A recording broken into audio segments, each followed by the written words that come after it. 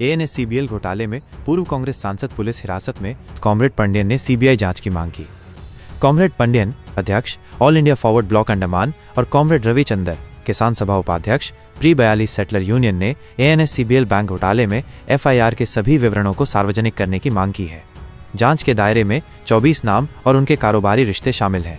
नेताओं ने केंद्रीय गृह मंत्री अमित शाह जी से अनुरोध किया है कि यदि स्थानीय पुलिस पर कोई दबाव है तो जांच को सीबीआई को सौंपा जाए।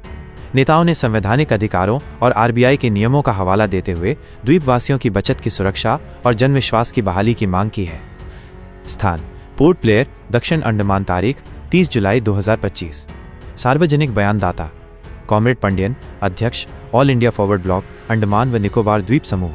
कॉमरेड रविचंद्र, राज्य उपाध्यक्ष, किसान सभा, प्री 42 सेटलर यूनियन नेता।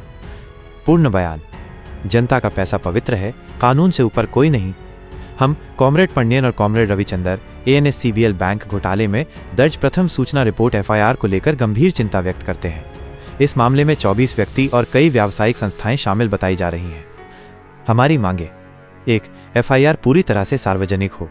24 नाम और उनसे जुड़ी कारोबारी जानकारी कब उजागर होगी? द्वीपवासियों को जानने का अधिकार है कि उनके पैसों का दुरुपयोग किसने किया। 2. स्थानीय पुलिस पर दबाव हो तो सीबीआई जांच हो। अगर स्थानीय पुलिस स्वतंत्र रूप से कार्रवाई नहीं कर पा रही है तो गृह मंत्री अमित शाह जी के निर्देश में केस सीबीआई को सौंपा जाए। 3. जनविश्वास की रक्षा हो।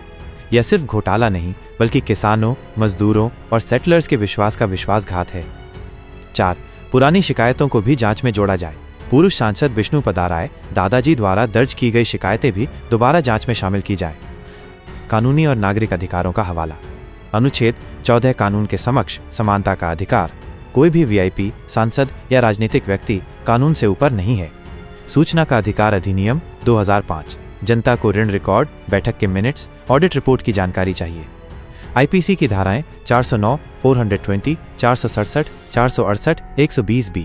विश्वासघात, धोखाधड़ी, साजिश और जालसाजी के तहत मुकदमा दर्ज किया जाए। बैंकिंग और सहकारी नियमों का उल्लंघन: बिना बोर्ड की मंजूरी के बड़े ऋण कैसे जारी हुए? नाबार्ड और आरबीआई के नियमों का उल्लंघन हुआ। वार्षिक ऑडिट रिपोर्ट क्यों सार्वजनिक नहीं हुई? यह गंभीर लापरवाही और कुप्रबंधन का संकेत है। Registrar of cooperative society RCS को कार्रवाई करनी चाहिए। जो अधिकारी दोषी पाए जाएं, उन्हें तत्काल निलंबित किया जाए। भाजपा सरकार से अंतिम अपील: एक पारदर्शी सरकार को अब कार्रवाई करनी चाहिए। प्रधानमंत्री नरेंद्र मोदी जी और गृह मंत्री अमित शाह जी को सुनिश्चित करना चाहिए कि न्याय किसी राजनीतिक दबाव में दब न जाए। कॉमरेड पंडियन, सेटलर और किसान न्याय चाहते हैं। बैंक लूटने वालों को जेल भेजा जाए, चाहे उनका नाम कितना भी बड़ा क्यों न हो। कॉमरेड रविचंद्र, राज्य उपाध्यक्ष, किसान सभा, all India forward block Andaman.